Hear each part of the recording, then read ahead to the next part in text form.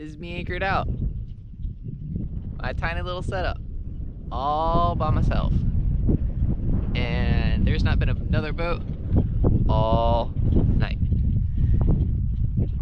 It's kind of weird for how small of a boat I am, but it's pretty cool. We have ended up in a society where talking about climate change can be a really tough subject. No matter what side of the spectrum you are on, whether you're an absolute believer and advocate, or you're a skeptic, or you just don't know and don't care, we need to talk more about it. And that is the only way that we're going to continue to move forward in the discussion on acting on climate change, because it is the greatest crisis that our country and our world faces. And so what are some ways that we can help move that conversation forward? It's by talking about it. And so if we're able to utilize storytelling as a way to help progress that conversation forward, just so that we are starting to think about it more, then maybe that's something that this project can help too. The Atlantic Intracoastal Waterway. Stretching over 1,000 miles from Miami, Florida to Norfolk, Virginia, it is one of America's oldest connected waterways of sounds, inlets, rivers, bays, canals, and locks. Nowadays, nearly 30% of United States residents, or 87 million people, live in a coastline county. With the increasing threat of climate change across the world, our coastal communities are on the front lines. That's why I'm setting out to learn a little bit about where we are as a society. How do we feel about climate change? What do we associate it with? And what are we going to do about it?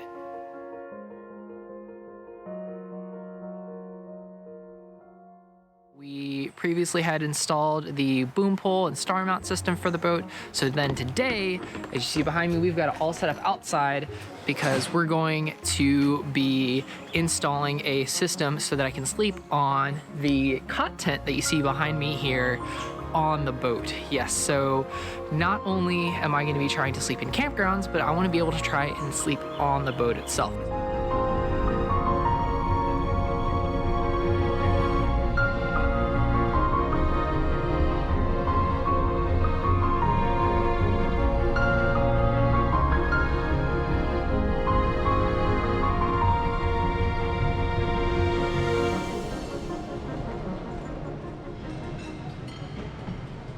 Before leaving Miami, I got to sit down with Julieta Rodrigo from the Clio Institute to learn more about some of the communities here in South Florida.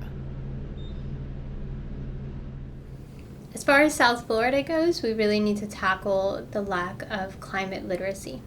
And that comes from a variety of different factors. It comes from our schools, it comes from our culture, and it comes from the fact that many of us don't have other people in our networks that are very active in the climate scene. So increasing climate literacy is the first step to unlocking a chain reaction of events. And we cannot allow the climate crisis or the word itself be a detriment to the movement.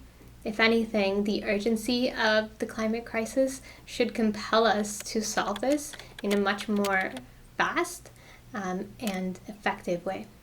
Across the board, one of the things that everybody cares about is their health. And the topic of health is a way that we found is a great way to connect with people regardless of their backgrounds and their age and their income and their social status. The main takeaway that we want people to leave with is starting the conversation. And education can really be the key to unlock the change that we need. All right, pass me off. Here we go, start us. Climb it. Kayak. Cut. One closer.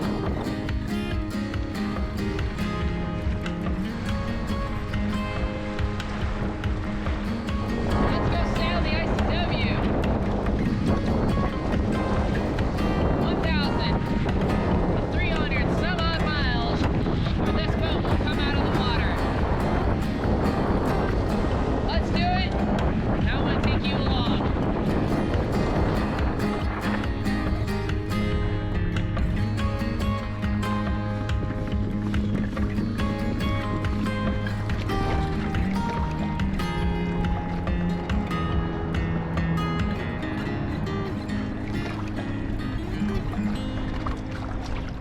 One of the stories that I've heard twice now is that a big thing that they do out here is beach nourishment, which is when they bring in new sand to the beach to make sure to maintain it. Well, what I've heard over time, this came from the dockmaster, is that the beach at low tide used to stretch out almost 100 yards. Now it's less than 100.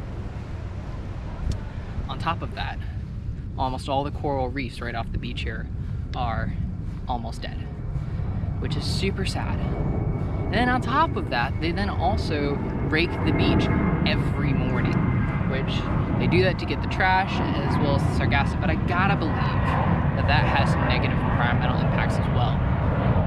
We're gonna be meeting with Eric Newgard, who is the environmental manager of Port Everglades. Super excited to be and talk with him. He is a avid diver, and so I'm sure we'll have things to relate to on that, but also has an interesting perspective working for Port Everglades and Broward County. There's been substantial changes. I've been diving since the 1970s, and it's hard to describe the differences. It's just so significant. The corals used to be crisp, very colorful, expansive, and now they're very reduced in cover, and the colors are somewhat dampened by the algae that's covering a lot of them. It's just very significantly different. It wasn't that long ago that very few people were aware that we had coral reefs off of Broward County, and now I think that awareness is becoming more prevalent. And there's still a long way to go. There's still a lot of opportunity to make the public aware of the resources we have and how in peril they are, the importance of them, and not just from a ecological perspective, but from an economic perspective as well, because they generate significant tourism dollars and other resources for the community. We're trying to implement a climate change resiliency program here at the port. I have no question that sea level's rising. I don't really want to get into the debate about how much is anthropogenically, how much of the sea level rise is contributed by anthropogenic causes. In the scientific community, there's people that say it's 100% anthropogenic, and there's the deniers that say the sea level's not even coming up. I don't want to debate why it's coming up. I just need to address the fact that it is coming up.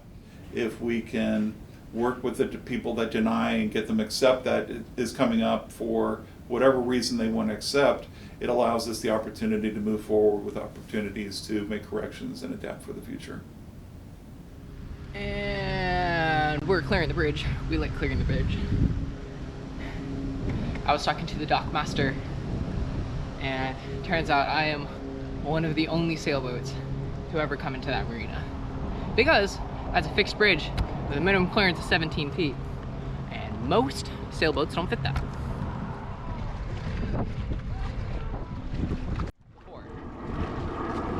Tonight I'm staying with Charles and the crew at the Palm Beach Sailing Club. They reached out to me and were super excited about the project and opened their doors to me, and that could not be more amazing. What I've just gone through is generally considered the least favorite part of the ICW for a lot of people, because it's just wall-to-wall mansions and yachts, and that's not very fun for us. So hopefully it'll start to open up a little bit more and get a little bit more saleable. Meet Captain John, a longtime Florida resident, Vietnam veteran, and lifelong diver. At 84 and a half, he still goes diving every single week and had just gotten off the boat that afternoon. That evening, we even ate some lionfish that they had brought back from that day's trip.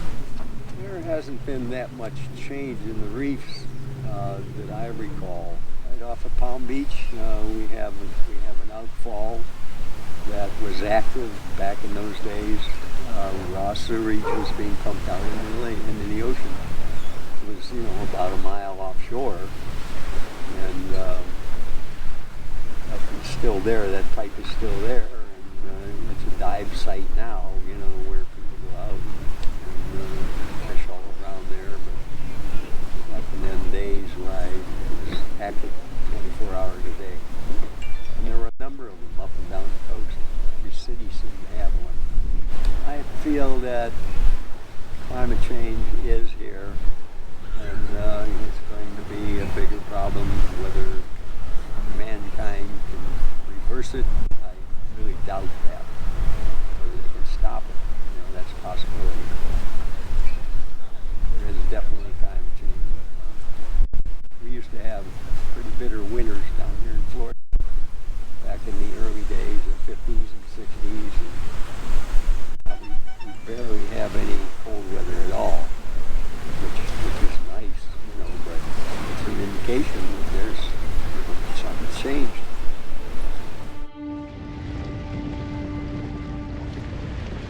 over to a spoil island, which is part of the Greater Spoil Islands project.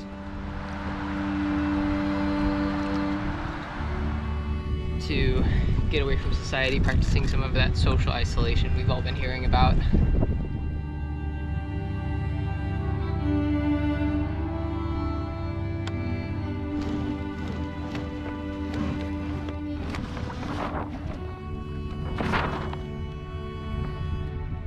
And today is gonna be the easiest day so far. We're going a whopping half a mile because met some really awesome people on the island yesterday, and they offered up to house me for a night, let me tie up at their dock, get a shower maybe, all that great stuff, which is super exciting. Continuing part of this project of that dock angel magic, because we totally just met by chance.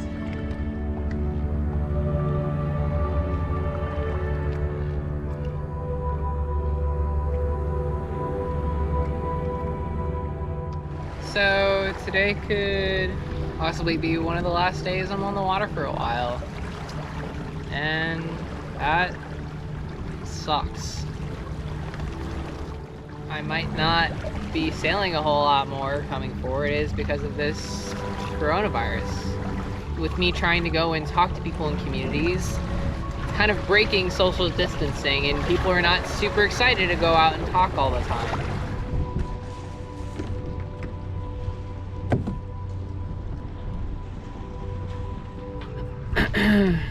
Postponing a project, and so I mean, this was something that we had kind of talked about for a while. We knew that the coronavirus was going to have a lot of impacts. Pulling the kayak out of the water, and that's because marinas are closing down to transients, and I cannot get in to resupply, shower, and I'm not doing my part of social distancing if I'm not reaching out and talking to people all the time. Well, team, this is kind of hard. This is the last time that I will be pedaling time and tide here for quite a while. Just undocked and heading over to the boat ramp to take it out of the water, take her out of the water, and that's hard. But it's been a good run, and let's all see each other on the next go around.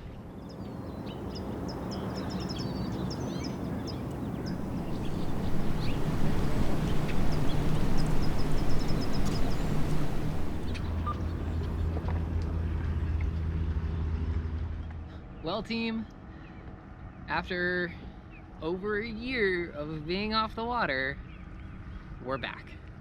Climate Kayaking Conversation is back on the water, and we are going to be trying to go the rest of the way up from where we started up to Norfolk, Virginia. We're starting out here in Titusville, Florida, and we've got 3 months to go, 800 miles, and one heck of an adventure.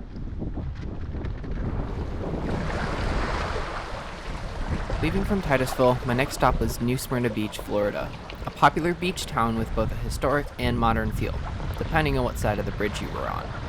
That is where I met John Turcott, a dockhand at the marina and a fifth-generation fisherman on Mosquito Lagoon. I'm 16 feet long, so. You can get her sideways. Yeah. Just because I got a boat coming in here. So I actually got into fly fishing, well, fishing in general, at a very early age, growing up right here on the lagoon. All you do, if you're not surfing, you're fishing. If you're not fishing, you're surfing. Is kind of a lifestyle around this area, I guess. In the last decade, they've changed dramatically. Science says that a lot of it has to do with, of course, perhaps global warming in combination with runoff and issues upland that contribute, because everything runs downhill, into our local waters, where right now we're having some serious algae blooms in the warmer months, and it's caused a rapid increase in the fact that our seagrasses aren't able to grow per se like a lawn, and photosynthesize and everything, because the sunlight just can't penetrate through that thick algae to the bottom of our lagoon waters here. And of course, as we all know, the seagrasses are actually the cradle of the oceans. We say, or science says, in the fact that it holds all the life and nutrients and everything that creates such a fabulous fishery that we once had. It happens when I'm guiding out on the water. That conversation comes up anyway all the time now, and I don't sway anybody towards or my customers into contributing perhaps or anything like that. I think they see it firsthand and they understand immediately what I'm talking about and where I'm coming from, because when I'm out there in acreages that we're poling over, because I'm using water only about that deep, where the grasses used to thrive, and just it was magnificent actually, and gin clear water. So now when I'm over those same bodies of water, now it's kind of an off yellowish type color, greenish sometimes, and it's just all barren sand bottom. So and they understand immediately where I'm coming from. We do still see fish, of course, or I wouldn't be doing it anymore, but the numbers are way down, and if we can't figure out what's going on and bring it back to the state that it was in, I think we're going to lose this world-class fishery that we once had.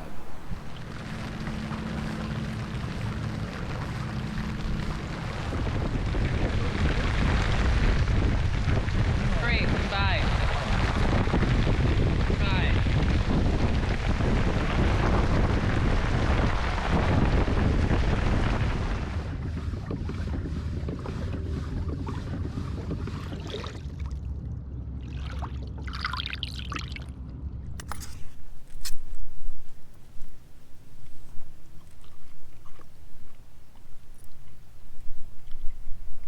Much better this time.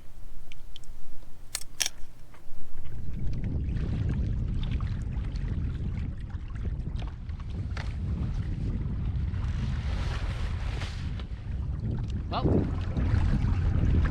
I think that takes the cake for the largest piece of trash for the day. Probably blew off someone's dock or someone's boat, and it's just been floating down the ICW for who knows how long.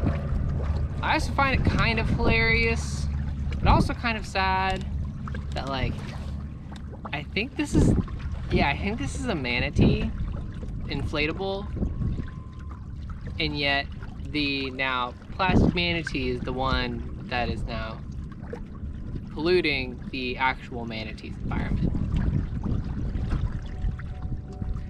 It's a little sad.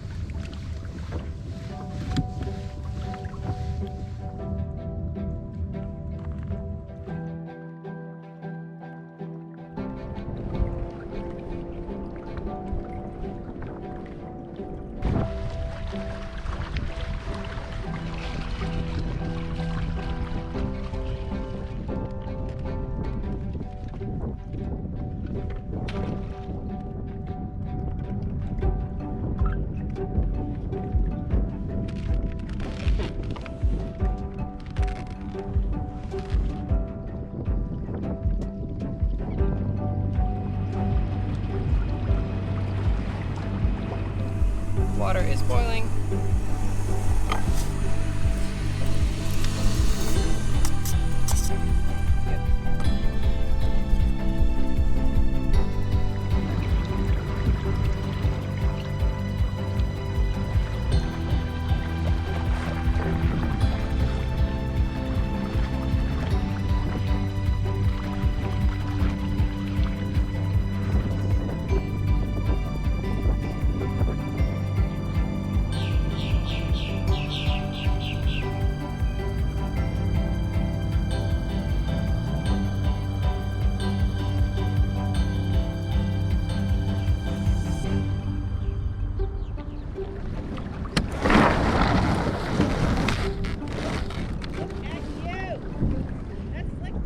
Yeah, it's super slick. I got a bow line. Hang on here. You at least got me. I got you at least. That's right. Hang on here. We are about to leave Darien, Georgia, and head down to Sapelo Island, which is part of the Sea Island chain here in Georgia and along the southeast coast. It's a fairly long series of undeveloped islands, previously with Gullah Geechee communities, still with Gullah Geechee communities on them now. And yeah, we're gonna go down there, hang out with some friends, and explore a little bit. But it's been pretty fun here. The current is wicked, so it's very good that we're going with the outgoing tide, and the wind is in our favor, so we should be flying along here. But it's also a little chilly. It's like 60 right now.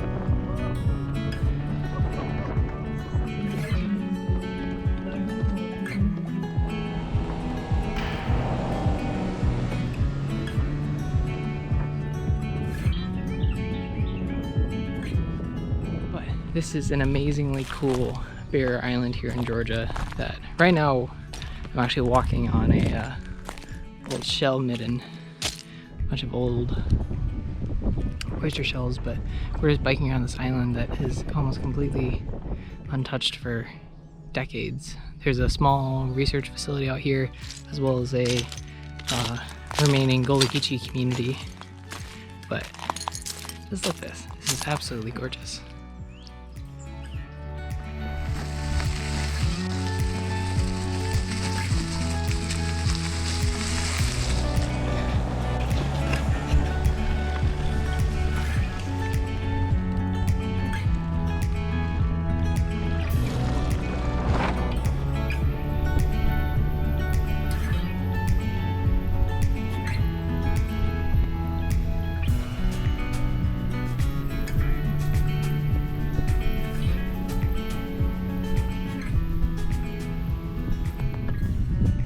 So it's really hard for me to kind of show what it's like living on my tiny little boat here. So let's see if this works. This is me anchored out. My tiny little setup. All by myself. And there's not been another boat all night. It's kind of weird for how small of a boat I am, but it's pretty cool.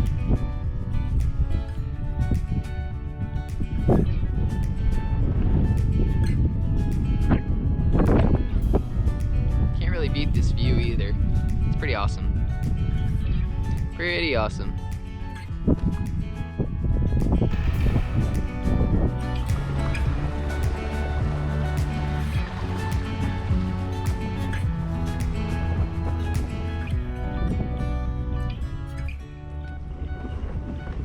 Before crossing the border into South Carolina, I wanted to make sure I stopped in Savannah, Georgia. And here I got to meet with Nigel Law, who's the owner and operator at Savannah Canoe and Kayak, to talk a little bit about ecotourism and just exploring the outdoors. So yeah, my name's Nigel Law. I run Savannah Canoe and Kayak with my wife, Kristen. We've been in business for coming up for 20 years. We've lived in Savannah for just over 20 years. Well, I do think there's a concerted effort to educate people more about where they live and about and the people who come here, because obviously Savannah's a big tourist destination, so we got a lot of people who come here and they don't really know anything about what they're getting into, and so it's nice to be involved in a drive to do that, you know, tell people about what it is that they are coming to, what makes it special. So there is definitely seems to be a drive to do that here, more so, I would say. The physical change, the geographical change is, you know, it's a constant ongoing thing. The Georgia coast is like is very fluid, constant flux and flow of sands and sediment, and so yeah, it changes every time you go out. There's a change, and I would say that change over the 20 years that I've been here, it seems to be quite quick, You know, I definitely think that it's a fast or a faster change possibly taking place that we see now on the Georgia coast to what it was. But, you know, it's a difficult place to quantify like the extent of the impact of something like rising sea level, because, you know, the land here just slides into the ocean. It just slowly slides off into the ocean. There's no definite point between sea and land. Well, you just got to state the facts and point out the features, I guess, you know, and people will go away and figure out, oh yeah, that's real. You know, there's definitely some impact happening here and now, and there is impact happening here and now. You know, and what we choose to do about that, I guess that's all on us. But I think it's important for people to know that, like, it's not something that's going to be happening in another part of the world. You know, in another time. You know, do we stick our head in the sand and pretend that everything's all right, or do we say, you know, shit's going to get real in the next 5, 10, 15, 20 years? You know? If you talk to everyone like they live here, then it gives them a certain ownership, you know, of that environment that they're paddling through. So that, I think, is an important aspect of taking those people out, you know.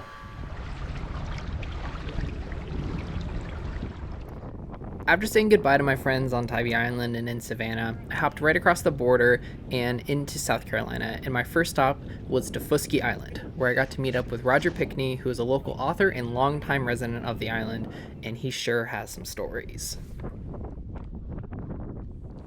Roger Pickney on Daufuskie Island, South Carolina, sitting down at the county dock on the Intracoastal Waterway. I've been living here about 25 years, and I've been here off and on most of my life. My daddy was a dock builder, and he actually strung the power line to Daufuskie, so we got electricity in 1956. And they had a big party when they turned the lights on. Everybody could watch I Love Lucy on WSAV Savannah, and black and white, of course. You could take me and drop me down most any place in Beaufort County these days, and I wouldn't have a faintest clue where I was. But I know where I am on Daufuskie because a lot of it looks just like it did when I was a child, 50 years ago.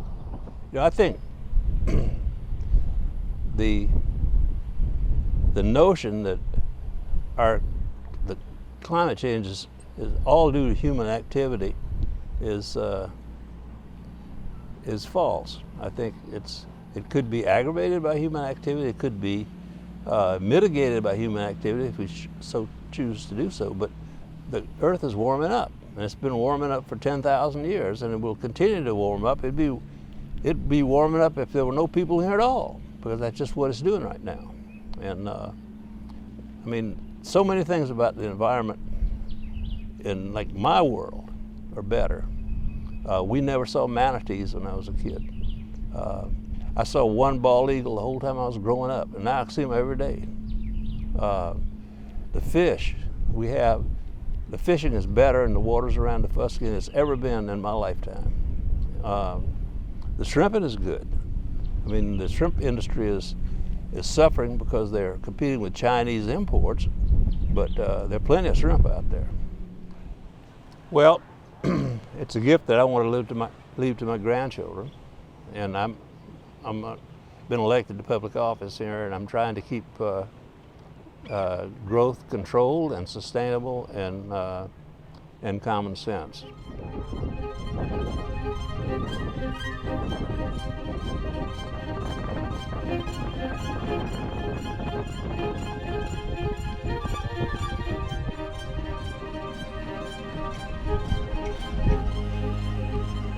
Howdy. Thank you. It's a pleasure to be here. So we're just going through our first lock. That's pretty cool.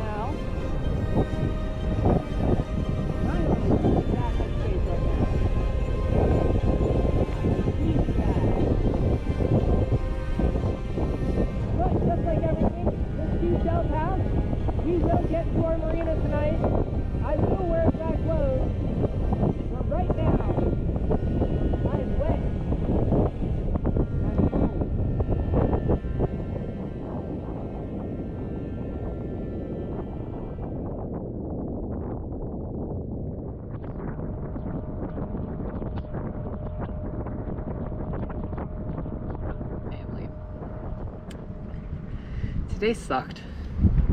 Like, really bad. However, to the gracious, kind people, family of Traveler, the sailboat up behind me here, I'm safe. There was a part of me that didn't think I would make it today. Like, I had tried to throw out my anchor didn't hold. I tied up to a moored boat, that was not great, and they came by and saved me. So thank you, family of Traveler here in Beaufort. I'm thankful that I'm tied up right now. But it was a hard day. There was a moment of the day where I wanted to give up. A serious moment where I wanted to give up today. I'm not going to. But I thought about it. I cursed. It was bad. I was in a really bad headspace. But, you know, it's not always going to be smooth sailing. Things happen, things break. So, now that I'm here, tied up, I can spend the time to repair, and if there's anything that I need, I'm gonna do it. Okay, good morning. Today is going to be repair day because we're gonna take our Mirage Drive that broke yesterday and we're gonna fix it. But our two new fins are gonna go in. They're not the same size as the turbo fins, but they're better than nothing and they're brand new. So I'll take it, that's for sure. And with that, we now have a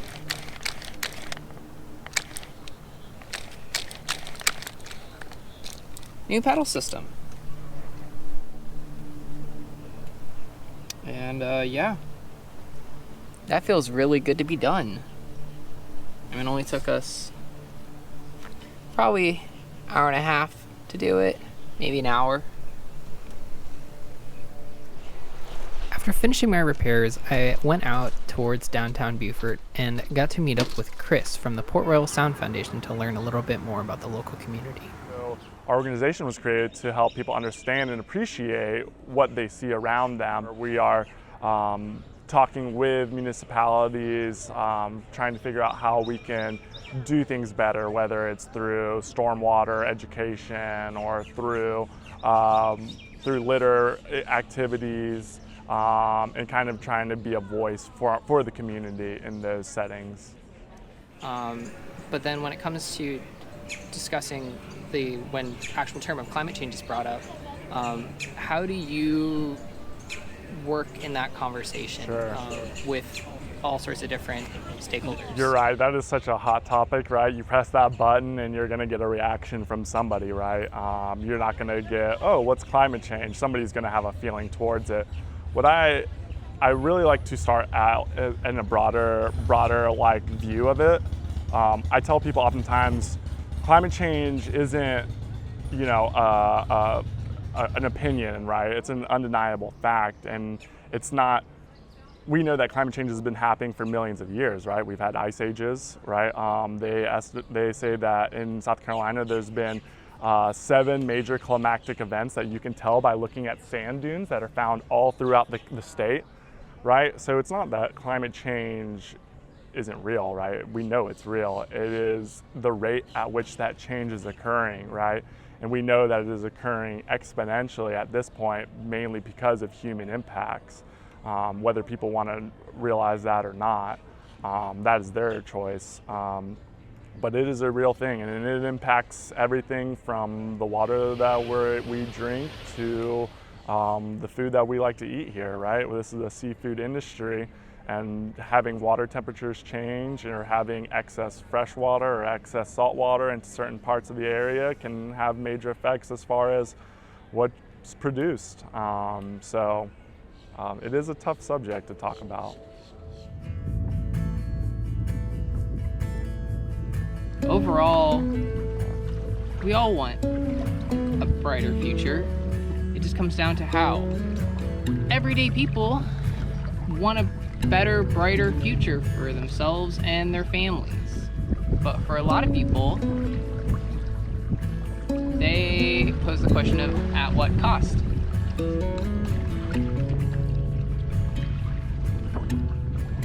After leaving Beaufort, my next major stop was Charleston, South Carolina, and the halfway mark of this journey.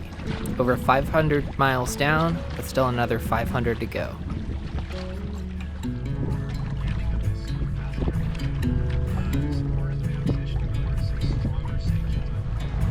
So, I just had a totally random chance encounter with a local crabber that just like pulled his boat up alongside, and I didn't record it because the sound of the engine would have just been like way too loud. So he's been literally living on this creek since he was a kid, and the guy's in his 60s. When I mentioned I was talking to different communities about climate change, he's like, oh yeah, like we're in a major like drought right now, and that's a huge problem for the blue crabs because the blue crabs like a more brackish water than a full salt water, and so the salinity's higher. And like that's absolutely something about climate change because we're getting more extreme droughts and we're getting basically more intermittent storms.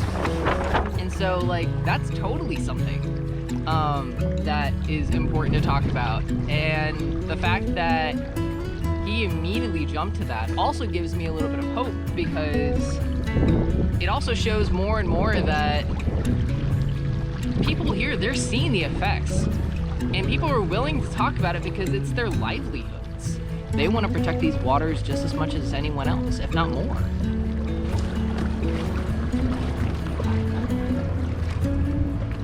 Climate change is a huge issue for this town and the entire low country. And so it's important to also tell the story of Charleston because it is one of the best case studies of what's going to happen to so many coastal communities.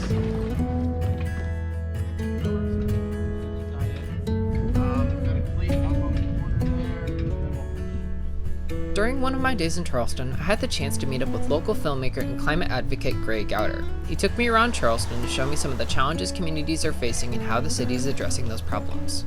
Here, you can see us walking under Interstate 26, the main highway that leads into Charleston. The creation of this highway fragmented many of the communities here in North Charleston, and there was a push to create a series of connected green spaces and reclaimed wetlands called the Low Country Lowline.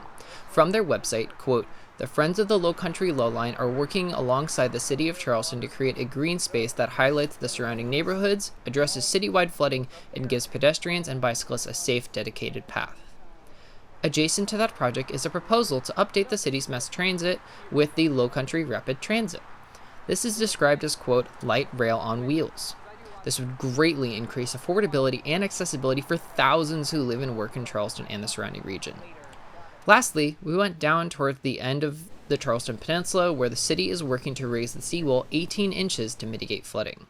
This is only a temporary solution, and there are disagreements between local, state, and federal agencies and organizations on how best to adapt to sea level rise long term.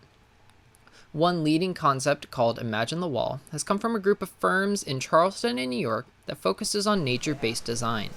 This includes implementation of natural barriers that can respond and adapt to future situations such as restoring marshes and oyster beds.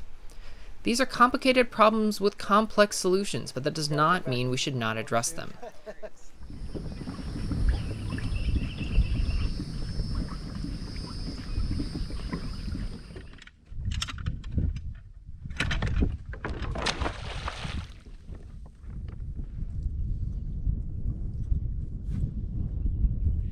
Well, good morning. We have a hitchhiker on board, and not the one that you're probably thinking of. Look at this.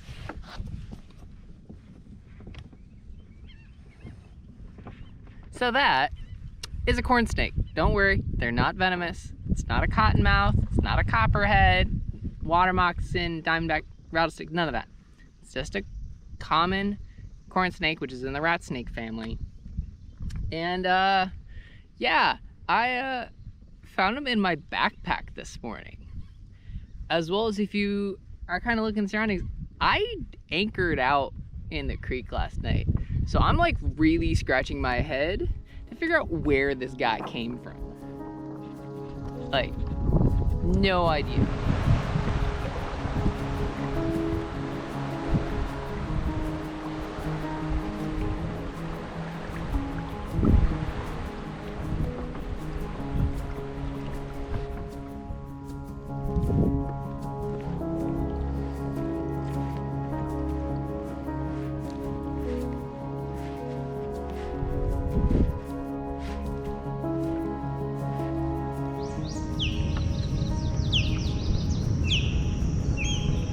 You can hear the osprey echoing through the forest.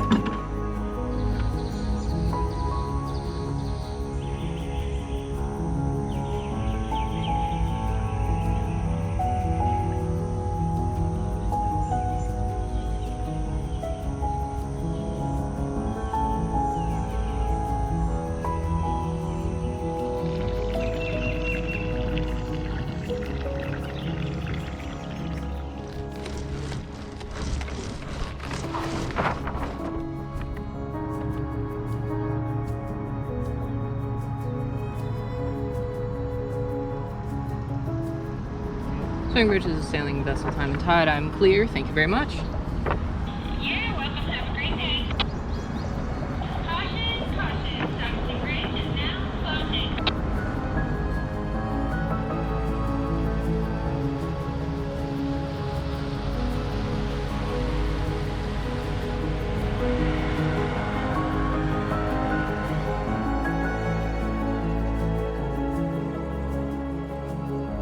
It's interesting. And this has stayed true throughout this entire trip, that every town you go to or every region you go to, there are different concerns for different people.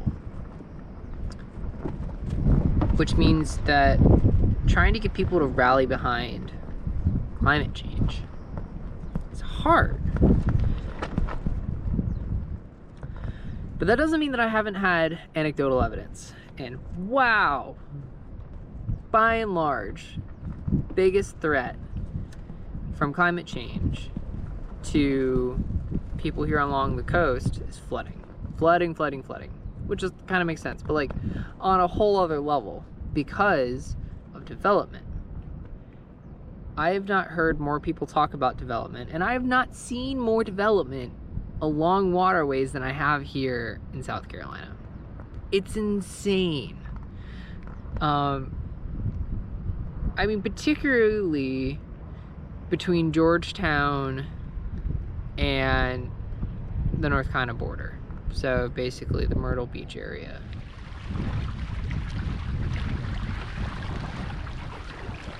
Before turning north up the Cape Fear River, I stopped in the town of Southport, North Carolina to resupply, as well as meet up with Dan George, a local environmental advocate and fisherman.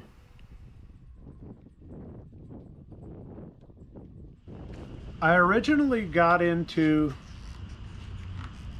fisheries management here in North Carolina. There was, there's some discrepancies going on between, it's an age-old argument really between recreational and commercial, and who's catching too many and whatnot, because we're suffering a little bit of depletion in our fisheries in this state. So I've always been a naturalist. I was raised that way, scientifically, and to understand what's around me. And through fishing all my life, I've noticed that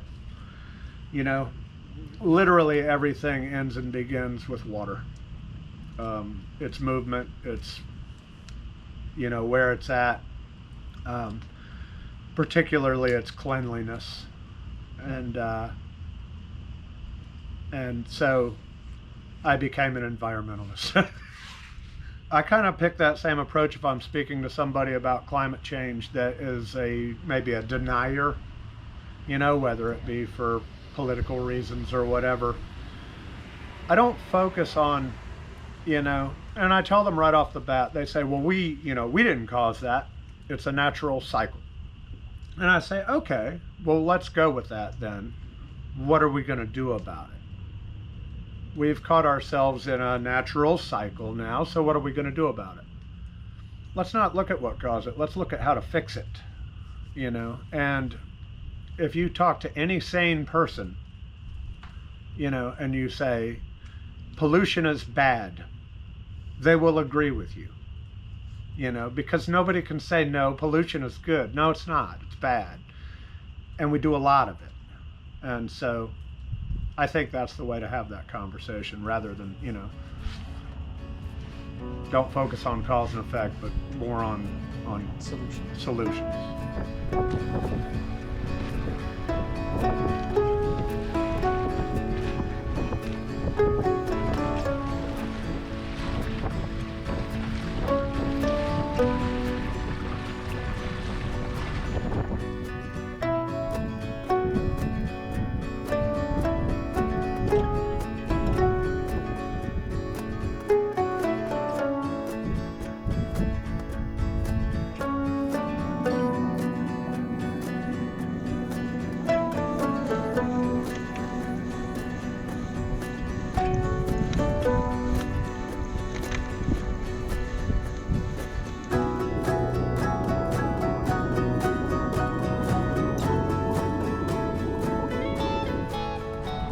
But now we've got another big storm coming in. And it's a tropical system. Now, it's not a big one. It's probably going to be a tropical depression when we get here. This is currently it is Tropical Storm Claudette, which is coming actually up through the Gulf, not up through the East Coast. So this is an unusual track path for tropical systems, but it's the first one to hit the East Coast this year. And so we're going to head up to Sneads Ferry and hunker down for a little bit, because, you know, we're still predicting 25, 30 mile an hour winds and larger seas and a lot of rain, so best do that off the water. And actually, I'm not going to be sleeping on the boat, because that probably would not be good for anyone, including especially myself. So we're going to get an Airbnb on the canal and do it safe, do it smart. It's another short day today, although that's going to be fun to deal with. That's military exercises for Camp Lejeune that we're going right next to, and we're going to be anchoring right outside to then make a pass tomorrow. But short day to go from Sneads Ferry to an anchorage right outside Camp Lejeune, hang out there for the day, wind shift tomorrow, and then on up to Swansboro.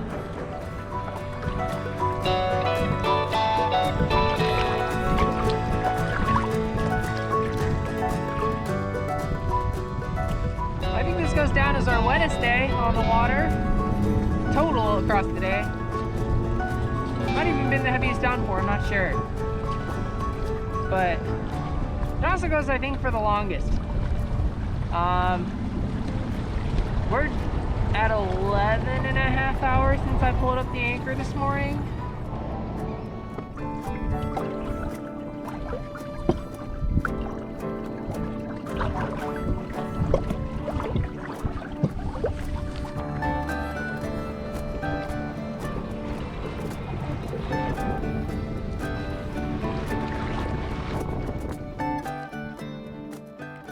I'd like to welcome you all to Beaufort, North Carolina, and here I'm going to be speaking with Tony Wolf, a sailing charter captain who has been all around the world. I think probably, particularly as industrial as we are, we're probably one of the cleanest countries in the world, because I think we were at the forefront of really environmental issues. Rachel Carson in the 60s published Silent Springs, and that kind of set off the whole environmental movement. So it came here in the U.S. And we had issues back then for sure. I mean, the Cuyahoga River caught on fire. So, I mean, but compared to those days, it's unbelievable. Even the air quality is much better because of the stuff that they put into automobiles over the years. And I think all those things are obviously necessary, and the people wanted them. I mean, like we were talking earlier, people want a clean environment. Yeah. I mean, why wouldn't you? Yeah. And people were tired of it, and that's what drove the whole movement. And that was a big thing. When a river catches on fire, that kind of catches people's attention. You know, we've got an issue here. Yeah. I think I'm a conservative, right? And I think what happens with a lot of conservatives is that because the liberals and liberal media pushes so many different agendas, when it comes to climate, conservatives just automatically shut it off because they don't agree with the other positions or a lot of their other positions. So even though they might be pro-environmentalist, they kind of take an offensive nature when it comes to hearing stuff that comes from like Greenpeace and some of these environmental groups. They just kind of shut up and they just react negatively, even though that's not probably how they really feel. But I don't think we have like an imminent danger of, you know, I think most people around here feel that way too, that, you know, yes, we probably are affecting the environment, we're affecting the climate to a certain extent. We don't know how much. Scientists don't even really know how much. I mean, it's unprecedented. We have no data in the past to really make any strong conclusions. It's all simulations. And if our simulations are right, well, so then we may have an issue. If they're wrong, then we don't have an issue. But I think people are kind of a little bit tired of hearing people cry wolf over the last, in my lifetime. You know, I'm 68 years old. I've seen a lot of things change. I've seen a lot of, you know, predictions that have come and gone, like over the last 30 years. In 10 years, we're going to be, you know, some major crisis. It never happens. And people, like I said, they start thinking people are crying wolf. And so they don't take it as seriously as they maybe should have because they've heard so many false predictions that haven't come true. Hey, good morning. We are here in Beaufort, North Carolina. Not Beaufort, that's South Carolina. But we are here in Beaufort, North Carolina. We're going to be heading up to Oriental, North Carolina today. And this is where our route is going to have a major shift. Because if you look at a map of North Carolina, there are kind of two different ways you can get through the state. You can either go east from here, past Capers Island, I believe it's Capers Island, and then out to Ocracoke, and then Hatteras, and then all the way up, you know, right at the Avon, all those places, all the way up the coast there. Or there's actually an inland route, which is actually the official Intracoastal Waterway, and that is going to be our route here for the next couple of weeks as we finish up our route. So we're going to be going from here up a canal to Oriental, and then from Oriental, we're going to be going around a point up to a town called Belhaven, and then we're going to take a really long canal behind Lake Mattamuskeet up to the Alligator River, and Alligator River back towards my home on the Outer Banks. I'm pretty excited. It's going to be a lot of pedaling probably, but I'm excited. It's a, you know, part of the state I haven't seen before. I've seen Ocracoke, I've seen Hatteras. I can probably go back and boat it another time, but let's go ahead and get started on our morning here, finish some coffee, and go have an adventure.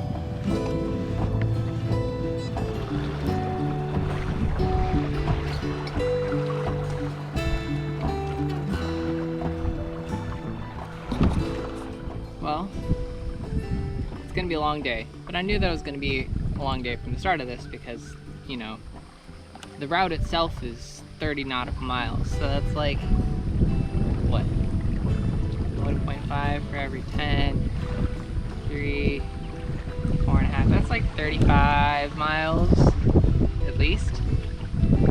Not to mention, it is a relatively northerly wind, which means that on the other side of the canal here, because we're currently going up a canal cut between the Pungo River and the Alligator River on the backside of Lake Mattamuskeet, that there's a pretty strong northerly wind right now. It's pushing water south, so we have a current against us. Now, it's not super strong, thankfully. We're making good progress, but that's because the wind is picked up. I have a friend.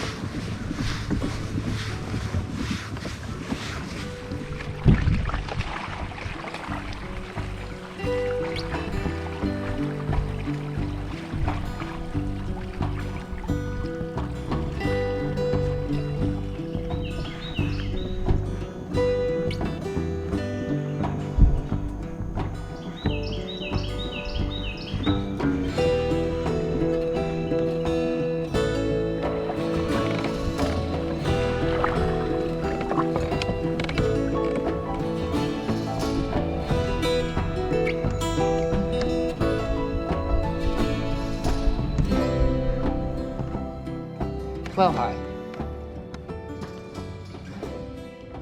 Greetings from completely flat Albemarle Sound.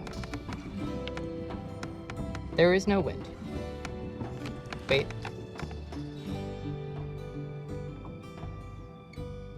There is a breath of air. Which is not what they predicted yesterday. That today's prediction from yesterday is actually now tomorrow's prediction. And today's prediction is nothing. And we've got 15 miles to go today. We've already done 3. Go.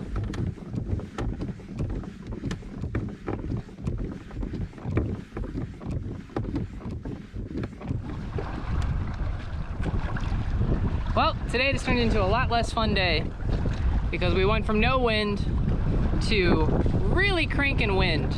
Like, we're pushing probably 15 miles an hour right now. And it's not in a good direction. I'm not happy about this. Because, yeah, this is not a fun situation. But we'll get through it. I'm not happy about it. I was hoping this was gonna be an easy day. That's what I get for thinking it was gonna be an easy day. I'm just trying to figure out where to point to right now so I don't end up, you know, way downwind of where I need to be. Which makes me think I just need to go upwind, which is, you know, not ideal, saying the wind is coming directly from where I need to go.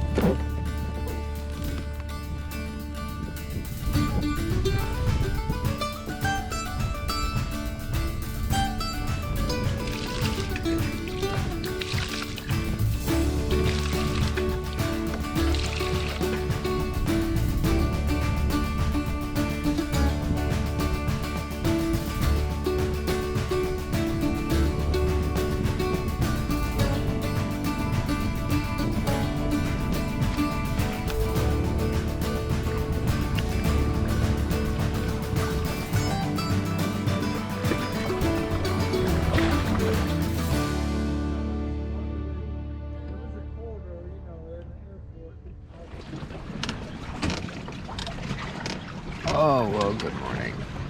Oh my goodness. It was all fun and games until the wind picked up at like 3:30 this morning. Yeah, that looks good now.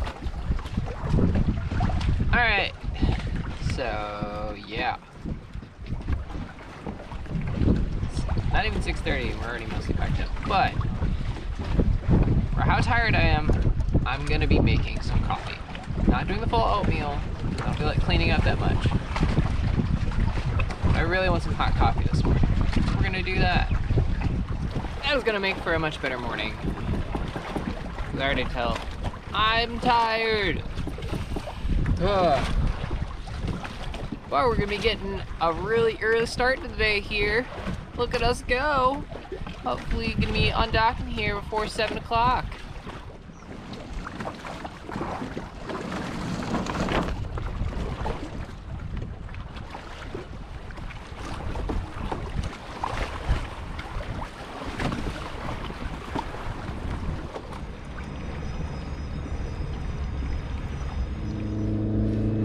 North Landing Bridge, this is northbound sailing kayak. Time and tide, I'm clear. Thank you very much.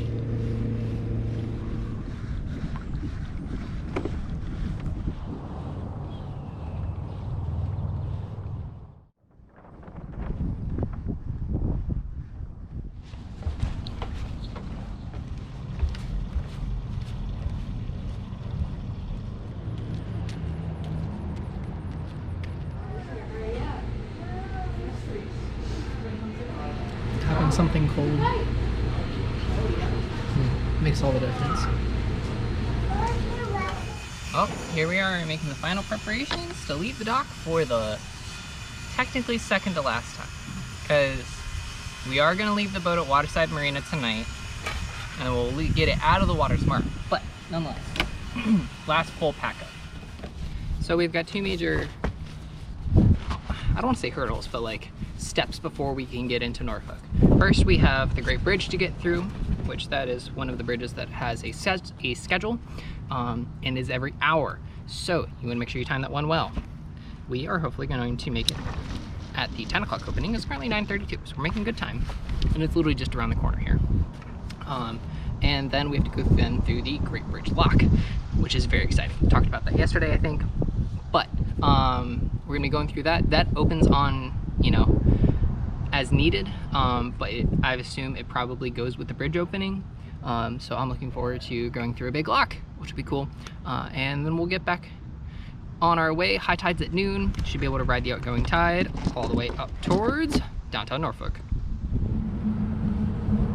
Great Bridge Lock, Great Bridge Lock. This is northbound sailing kayak, time and tide. River's Lock. Good morning, Lock. I would like to come through on your next opening, please.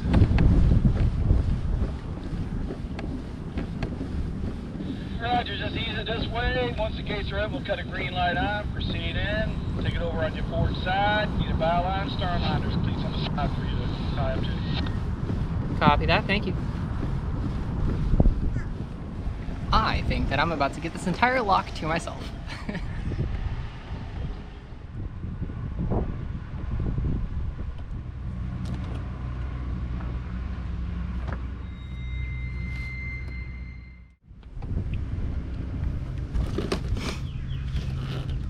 And now we wait.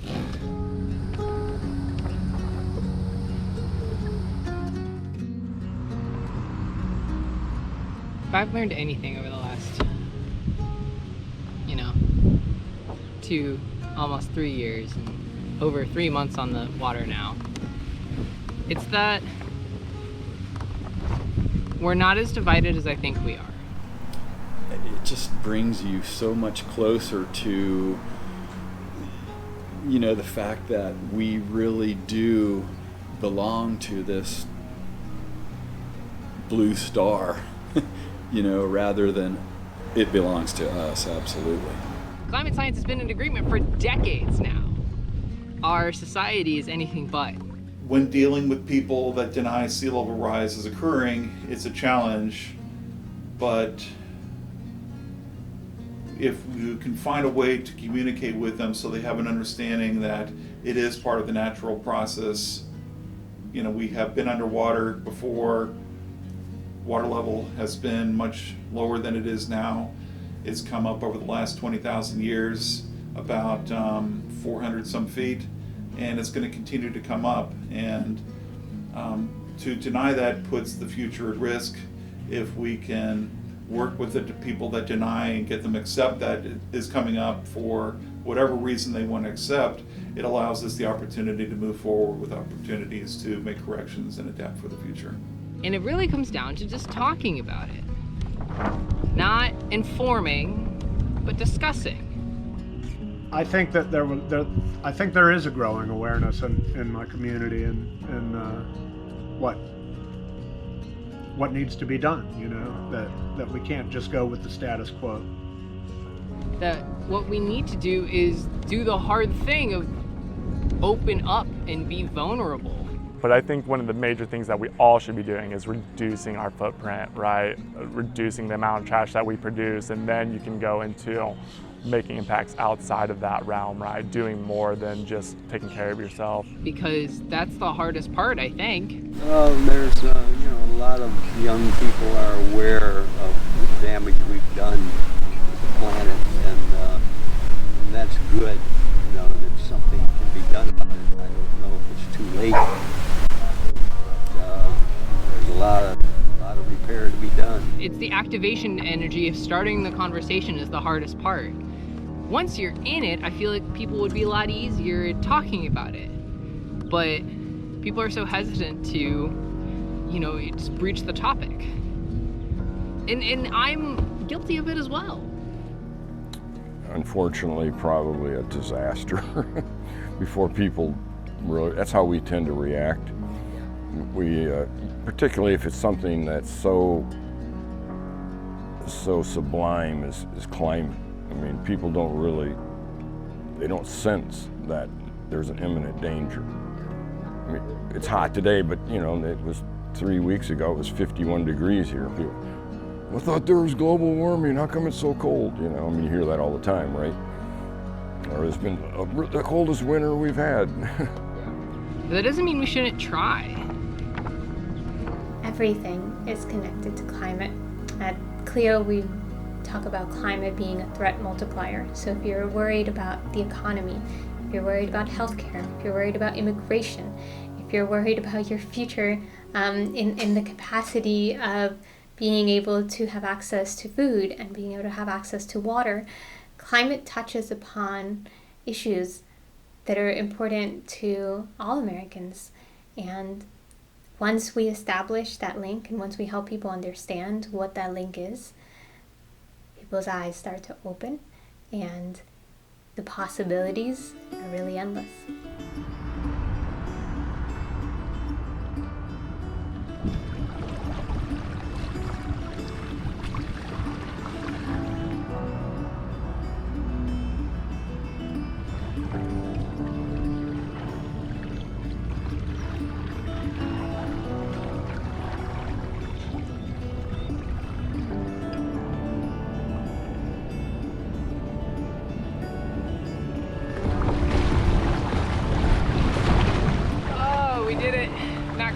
We're like so close. We just need around one more mark. Oh, we're so close. I have like so many butterflies right now. We have fantastic wind on the last day here. Oh my god. What a freaking trip!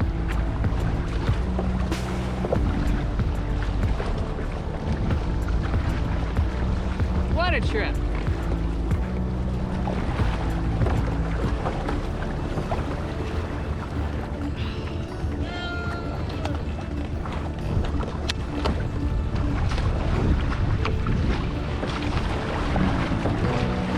That's it. That's the ICW.